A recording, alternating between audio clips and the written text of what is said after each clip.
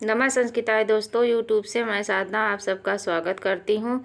आइए दोस्तों, आज हम लोग संधि प्रकरण भाग 1 का अध्ययन करेंगे। आज हम लोग संधि का समास परिचय का अध्ययन करेंगे। दोस्तों देखेंगे संधि क्या होती है, संधि किसे कहते हैं और कितने प्रकार की होती है। इन सब का अध्ययन हम लोग इस वीडियो में करेंगे दोस्तों। और आप लोग कैसे हैं दोस्तों? आशा करती हूँ कि आप लोग स्वस्थ व्यस्त और मस्त ही होंगे। इसी आशा विश्वास के साथ आज हम लोग संधि प्रकरण का अध्ययन करने के लिए उपस्थित हुए हैं दोस्तों, जिसमें आज हम लोगों का मोटिवेशन कोड है। दोस्तों आज का मोटिवेशन कोड है, जब टूटने लगे हौसला, जब टूटने लगे हौसला तो इतना याद रखना दोस्तों, जब टूटने लगे हौसला तो इतना याद रखना, बिना मोहब्बत के तख्त वो ताज हासिल नहीं होते। बिना मेहनत के तख्त वो ताज हासिल नहीं होते।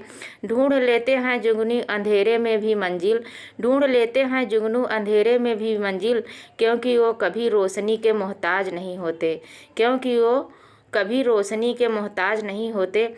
तो क्या है दोस्तों कि आज का हमारा जो मोटिवेशन कोड है वो हमें किसी के सहारे की मोहताज नहीं है। हम अपनी मंजिल खुद तय करेंगे, संघर्ष कर लेंगे और अपने मंजिल को पाकर ही दम लेंगे दोस्तों। तो आइए हम लोग संधि प्रकरण का आज हम लोग संधि प्रकरण का अध्ययन करेंगे।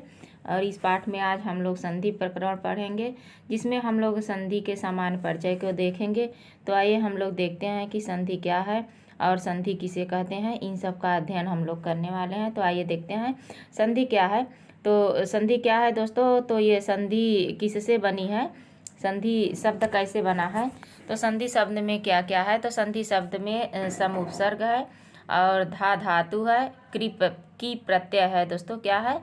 सम उपसर्ग, धा धातु, सम उपसर्ग और धा धातु की प्रत्यय से संधि पुल्लिंग शब्द बना है। संधि जो है हमारा ये पुल्लिंग शब्द है। क्या है? संधि शब्द जो है, ये जो संधि शब्द है ये क्या है? शब्द जो है ये पुल्लिंग शब्द है। तो पुल्लिंग शब्द, ये जो संधि शब्द है वो बना कैसे है? तो हमारा संधि शब्द बना है सम धातु से, सम उपसर्ग, सॉरी दोस्तों ये क्या है? उपसर्ग है, ये उपसर्ग है और ये हमारा धातु है और ये क्या है? प्रत्यय है। तो इससे हमारा संधि शब्द बना है। संधि शब्द ये पुल्लिंग शब्द है, इसे पुल्लिंग शब्द के अंतर्गत रखते हैं। संधि शब्द को पुल्लिंग शब्द के अंतर्गत रखते हैं दोस्तों। संधि शब्द का अर्थ होता है मेल या योग अर्थात मिलना। संधि शब्द का अर्थ क्या होता है? संधि शब्द का अर्थ होता है मेल, योग अर्थात मिलना। क्या होता है? मेल या योग अर्थात मिलना। संधि शब्द का अर्थ होता है दो वर्णों को, दो पदों से समास होता है। दो वर्णों के मेल को क्या कहते हैं? संधि। वैसे ही इसका होता है क्या? दो वर्णों के मेल को संधि कहते हैं। तो संधि क्या होता है दोस्तों? मेल, योग अर्थात मिलना, इसे हम संधि कहते हैं। और वर्णानां परस्परम विक्रीतम संधानाम संधि। वर्णानां परस्परम विकृति मत, वर्णानां परस्परम विकृति मत संधानाम संधि, अर्थात वर्णों के आपस में विकार सहित, क्या है? विकार सहित मिलना, यानी चाहे जो भी विकार हो, विकार सहित मिलना संधि कहलाता है। वर्णों के आपस में विकार सहित मिलना क्या कहलाता है दोस्तों? संधि कहलाता है। विकृति का अर्थ होता है, विकृति का मतलब होता है परिवर्तन, वर्ण परिवर्तन। यानी जैसे अ प्लस अ मिलके क्या हो जाता है? आ मिल जाता है। अ या प्लस ई मिल के क्या बन जाता है? यह बन जाता है। अ प्लस उ मिल के ओ बन जाता है। तो यही इसी संदर्भ में कहा गया है कि वर्णानाम परस्परम विकृति मत संधानाम संधि, यानी वर्णों के परस्पर आपस में विकृत रहित मिलना, विकृत सहित रहना संधि कहलाता है। विकृति का अर्थ क्या होता है? विकृति का मतलब क्या होता है दोस्तों? वर्ण परिवर्तन, यानी वर्ण में जो परिवर्तन होता है उसी को विकृति कहते हैं। इस प्रकार दो वर्णों के मेल से जो विकार परिवर्तन उत्पन्न होता है, किससे दोस्तों? दो वर्णों के मेल से जो विकार या परिवर्तन उत्पन्न होता है उसे संधि कहते हैं। उसे क्या कहते हैं? संधि। दो वर्णों के मेल से यानी दो वर्ण, जैसे अभी हमने बताया आपको कि अ प्लस ई बराबर यानी दो वर्णों के ये दो वर्णों को मेल से जो विकार में परिवर्तन उत्पन्न होता है उसे क्या कहते हैं? संधि कहते हैं। वही हमारी संधि है। तो ये समझ में आ गया दोस्तों क्या है संधि मिली बनी कैसे है। तो संधि हमारी बनी है सम धा क्री सम उपसर्ग धा धातु और क्रिय प्रत्यय से बनी है। ये पुल्लिंग शब्द है और दो वर्णों के आपस में विकार सहित मेल को संधि कहते हैं। दो वर्ण जो जब मिलते हैं बिना विकार में परिवर्तन उत्पन्न किए हुए तो उन्हें संधि कहते हैं। कैसे दोस्तों? संधि जो है जैसे कि ये है दोस्तों रमा प्लस ईसा, रमा प्लस ईसा बराबर रमेश। तो रमा के जो आ है जो रम धातु है ये इसमें रम धातु है तो रमा के आ प्लस ई बराबर क्या बन गया है? ए। आज रहे चाहे अ प्लस ई बराबर क्या बन गया दोस्तों? ए बन गया। तो ये दो वर्णों के मेल के एक तीसरा वर्ण तैयार हुआ तो इसी में विकार उत्पन्न हुआ तो इसी विकार को जो कहते हैं तो हमारी संधि हो जाती है। तो क्या है दोस्तों कि ये देखिए रमा प्लस ई से यानी रमा के अ और ई के मिला के क्या बन गया? ए। तो रमेशह बन गया है। जैसे दोस्तों रम धातु रम के आ और ई यानी आ प्लस ई मिला के कौन सा शब्द बना है? ए बना है। रम के ए यानी रम में अ मिला दिया गया है दोस्तों। तो जैसे अभी हम बना के देखते हैं। जैसे ए है रमा,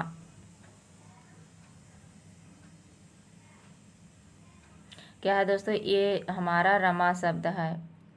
ये हमारा रम शब्द हो गया। रमा के अ को निकाल लिया प्लस इधर प्लस ईस है, ईस के ई को ले लिया और ए से ए बन गया तो ये हो जाएगा रम और ए प्लस इधर का स तो ये हमारा जो ए शब्द है ये हमारे इसमें जुड़ जाएगा तो र में स पुल्लिंग बनाने के लिए इसमें वो कर देते हैं। तो ये रमेशा बन गया तो गुण संधि बन गई। क्या बन गए दोस्तों? गुण संधि। ये देखिए रम ए श यानी रमा जैसे हमने बताया उसी तरह है दोस्तों। स्पष्टीकरण देखते हैं इसका स्पष्टीकरण क्या है। उपयुक्त उदाहरण में रमा के म को क्या है? रमा के म में विद्यमान आ ईस के ई को मिलाकर ए वर्ण में परिवर्तन हो गया है। यह वर्ण विकार परिवर्तन है जिसे हम संधि कहते हैं। क्या है दोस्तों? यही हमारा जो यही जो क्या है अ प्लस ई मिला के जो ए बना है वही हमारा विकार परिवर्तन है और इसी को हम संधि कहते हैं। आइए आगे देखते हैं दोस्तों क्या है। वही हमारी संधि है। संधि क्या है? सम उपसर्ग। क्या है दोस्तों? सम उपसर्ग और धातु की से जो संधि बनी है वर्णों के मेल को हम कहते हैं संधि। उसके बाद संहिता क्या है? संहिता आइए दोस्तों संहिता कहते हैं कि संहिता क्या है? यहाँ से संहिता किसे कहते हैं? ये हमारा वो अभी तक हम लोगों ने क्या पढ़ा? संधि। संधि कैसे बनती है, संधि किसे कहते हैं उसे देखा। अब ये क्या है? संहिता। संहिता क्या है दोस्तों? संधि के लिए अनिवार्य तत्व है। संधि के लिए अनिवार्य तत्व है वो क्या है? संहिता है। इसका सूत्र क्या होता है? परसन्निकर्ता संहिता। इसको हम लोग संज्ञा प्रकरण में पढ़ चुके हैं। क्या? परसन्निकर्ता संहिता अर्थात जो जिन वर्णों के समीपता को संहिता कहते हैं। तो संधि के लिए अनिवार्य तत्व है संहिता यानी संधि करने के लिए दो वर्णों का समीप होना जरूरी है। दो वर्णों को समीप में जैसे ये अ प्लस अ यानी दो वर्णों को समीप में आना अनिवार्य है दोस्तों। तो वही क्या है? संधि के लिए अनिवार्य तत्व है संहिता। परसन्निकर्ता संहिता यानी ये परसन्निकर्ष संहिता ये संहिता शब्द का वो है सूत्र है अर्थात दो वर्णों का अत्यंत सन्निकट। अभी इसी को बता रहे थे दोस्तों। दो वर्णों के क्या? दो वर्णों का अत्यंत सन्निकट हो जाना क्या कहलाता है? सन्निकर्ता कहलाता है, संहिता कहलाता है। दो वर्णों के मेल को हम क्या कहते हैं? संहिता कहते हैं। संहिता के विषय में व्याकरण शास्त्र के एक नियम प्रसिद्ध है दोस्तों। संहिता के विषय में एक नियम प्रसिद्ध है व्याकरण शास्त्र में। वह नियम क्या है दोस्तों? आइए देखते हैं। ये कारिका के रूप में है। संहितैक पदे नित्या धातु उपसर्गयोः नित्या समासे वाक्ये तु साविवक्षां पेक्षते। संहितैक पदे पदे नित्या, इसको तोड़ के पढ़ते हैं दोस्तों क्या, संहितैः एक पदे नित्या, यानी संहिता के एक पद में नित्य। नित्य धातु उपसर्ग, धातु और उपसर्ग में नित्य होता है। नित्य समासे, यानी समास में भी नित्य होता है। वाक्य तु सा विवक्षाम इच्छते, यानी जो वाक्य होता है वाक्य में अपनी इच्छा पर होती है। तो ये इस कारिका में हमें ये बताया गया है कि दोस्तों संधि जो होती है वो कितने स्थानों पर नित्य होती है, अनिवार्य होती है। संधि हमारे कितने स्थानों पर अनिवार्य होती है दोस्तों, तो ये देखिए संगीतई एक पदे नित्या, और धातु उपसर्ग यानी 3 हो गया, और नित्य समास से 4 स्थानों पे हमारी जो संधि होती है वो अनिवार्य होती है। और जो वाक्य होती है वाक्य में अपनी इच्छा पर निर्भर करता है, उसमें संधि करिए या ना करिए। संहितैः एक पदे नित्या, नित्या धातु उपसर्गयो, नित्या समासे वाक्ये तु सा विवक्षां पेक्षते। संहितैः एक पदे नित्या, नित्या धातु उपसर्गयो, नित्या समासे वाक्ये तु सा विवक्षां पेक्षते। तो यह यानी एक पद में संधि अनिवार्य है, और धातु में संधि अनिवार्य है, उपसर्ग में भी संधि अनिवार्य है, और समास में भी संधि अनिवार्य है। लेकिन वाक्य जो है वाक्य में अपनी इच्छा पर निर्भर करता है, वाक्य में संधि करिए या न करिए। संधि एक पद में नित्य होती है। संधि एक पद में नित्य कैसे होती है दोस्तों, जैसे आइए देखते हैं संधि एक पद में नित्य कैसे होती है। जैसे ये देखिए नय, नय था नका का नायका हो गए, अयादि संधि है दोस्तों। अयादि संधि क्या है, अयादि संधि है। नय धन अका, नय धन अका है। नय के जो अय है क्या है दोस्तों, अय प्लस ये संहिता एक पद का है दोस्तों। तो ये क्या बन गया, नय धन अका था, नायका बन गया। नय धन अका नायका, वो अभी जब हम लोग अयाद संधि पढ़ेंगे तो इसके बारे में बताएंगे कि कैसे बना है। जैसे पौधा का ये एक पद है दोस्तों, ये इसमें कोई दूसरा पद नहीं है, बस एक ही है। नय धन अकह नायका, पौधन अकह पावका, क्या है दोस्तों, पौधन अकह पावका। नय धन अकह नायका, अपौधन अकह पावका, भोधन अनम भवनम, भोधन अनम भवनम। ये हमारी एक पद की जो संधि है, संधि जो एक पद में नित्य होती है। कैसे, नय धन अकह नायका, पौधन अकह पावका, भोधन अनम भवनम।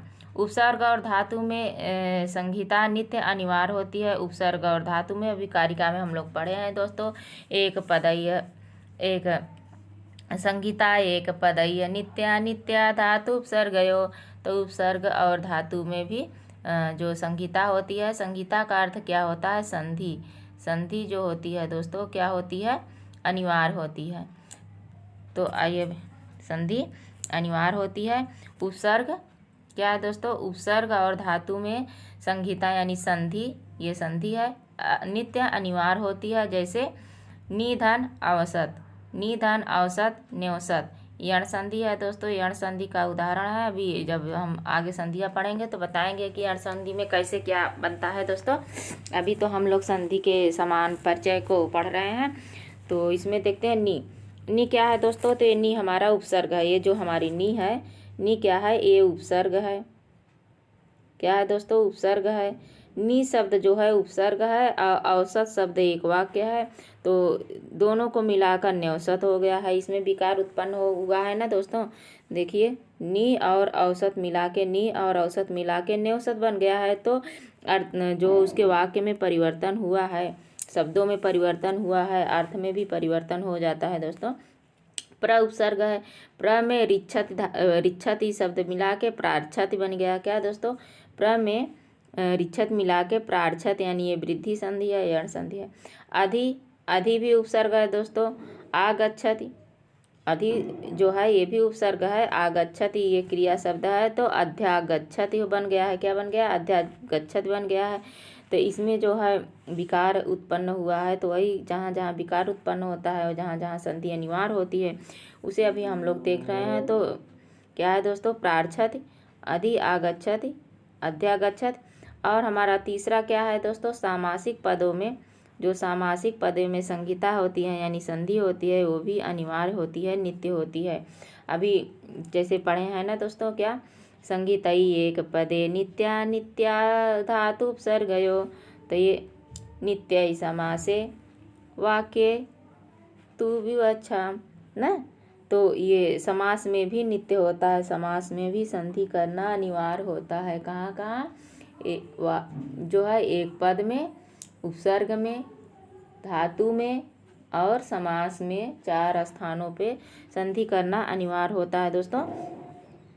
तो ये सामासिक पद है। सामासिक पद क्या होता है दोस्तों, आइए देखते हैं समासिक पद का। इसका उदाहरण सामासिक पद में जैसे देवस्य आलयः, देवस्य आलयः यानी इसमें षष्ठी विभक्ति, इसमें भी तो इसका सामासिक विग्रह होगा क्या, देवालय का, देव आलय, देवालय का सामासिक विग्रह देव प्लस आलय, देवस्य आलयः यानी षष्ठी तत्पुरुष समास है। इसमें क्या षष्ठी तत्पुरुष समास है दोस्तों। तो ये सामासिक विग्रह हो गया, देवस्य आलय, देव प्लस आलय देवालय, तो देव प्लस आलय देवालय यानी इसका और इसका दोनों मिला के प्लस मिला के यहाँ भी है दोस्तों, में भी है और ये इसका दोनों मिला के क्या हो गया है, दीर्घ हो गया, तो इसमें दीर्घ संधि हो गई है। कौन दोस्तों, दीर्घ संधि, तो देवालय हो गया है। तो ये सामासिक वजह से विद्यालय, विद्याधन आलय, विद्यालय से आलय यानी विद्या ग्रहण करने के लिए। ये देखिए दोस्तों, कृष्णस्य अस्त्रम, ये भी सामासिक विग्रह यानी कृष्ण अस्त्रम, कृष्ण का जो है कृष्ण का अस्त्र दोस्तों, कृष्ण का अस्त्र क्या है,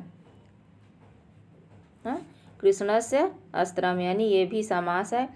और अब आ गया तो ये कृष्णस्य अस्त्रम, कृष्णस्य अस्त्रम समासी विग्रह, कृष्ण अस्त्रम यानी कृष्णास्त्रम, तो ये संधि हो गई ना, तो दो शब्दों को कृष्ण के और ये मिलके आ हो गया है, ये भी अण हो गया है। तो सॉरी दोस्तों, ये भी दीर्घ हो गए। दीर्घ जो संधि होती है वो हमारी अक्सर जो है सामासिक पद पर ही होती है दोस्तों।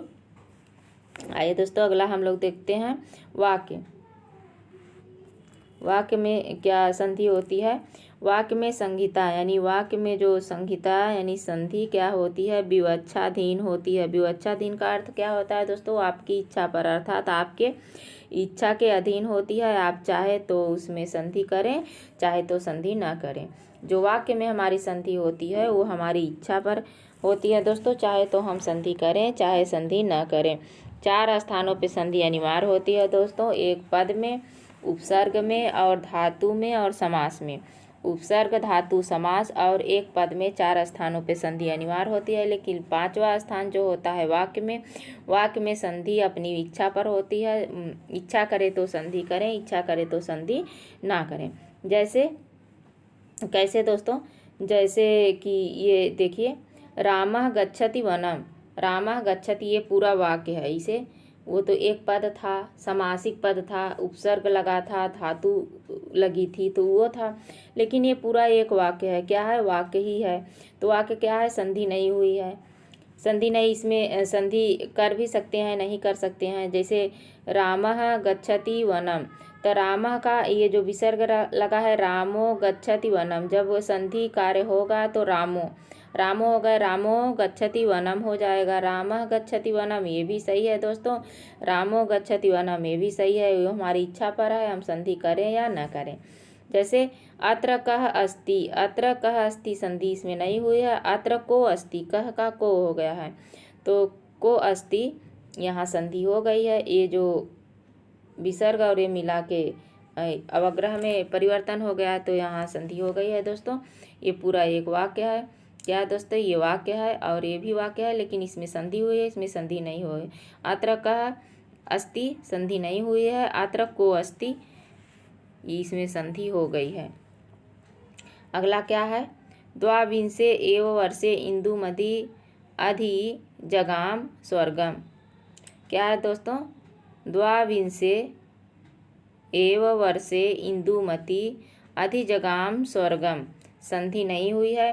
संधि करने पर इसमें संधि करेंगे तो क्या करेंगे, इसमें कोई संधि, ये पूरा वाक्य है, इसमें अपनी इच्छा पर है, संधि करिए या न करिए। द्वाविंशे एव वर्षे, तो यहाँ हो जाएगा द्वाविंशे व इंदुमती अधिजगाम स्वर्गाम। इसमें ये पूरा वाक्य, इसमें कोई संधि नहीं है। संधि विच्छेद, संधि विच्छेद होता कैसे है, संधि विच्छेद क्या कहते हैं, किसे कहते हैं संधि विच्छेद, आइए इसके बारे में हम लोग देखते हैं। तो संधि विच्छेद क्या है दोस्तों, संधि युक्त वर्णों को अलग अलग करना संधि विच्छेद कहलाता है। अभी जो समीपता यानी दो वर्णों को, 1+1 दो वर्णों को पास में लाना जो हमारी संधि हो रही थी, अब एक वर्ण को जो है अलग अलग करना ये विच्छेद कहलाएगा। विच्छेद क्या कहलाएगा, जो संधि है उसको अलग अलग कर देना ही क्या है दोस्तों, विच्छेद है। उसे हम लोग क्या कहेंगे, विच्छेद कहेंगे। विच्छेद क्या है, संधि युक्त यानी जो संधि है, क्या है दोस्तों, जो संधि हुई है उसे अलग अलग कर देना संधि कहलाता है। संधि का अर्थ होता है मिलान, विच्छेद का अलग करना। जैसे गणेश का संधि विच्छेद होगा, गणेश शब्द एक शब्द है दोस्तों, तो इसको अगर हम विच्छेद करेंगे तो कैसे, गण प्लस ईस, क्या हो जाएगा, गण प्लस ईस, यानी इसका अ और इसका ई मिला के क्या बन जाएगा, ए बन जाएगा दोस्तों, तो गणेशा बन जाएगा।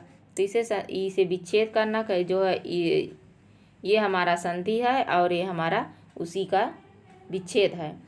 ये क्या है दोस्तों, ये संधि है, ये संधि है और ये क्या है, विच्छेद है।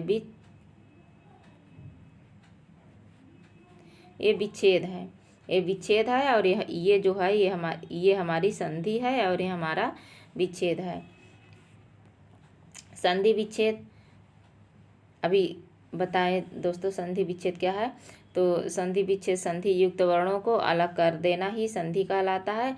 संधि का मिलना विच्छेद यानी अलग करना। तो जैसे कैसे, गणेश का संधि विच्छेद क्या होगा, गणधनीश।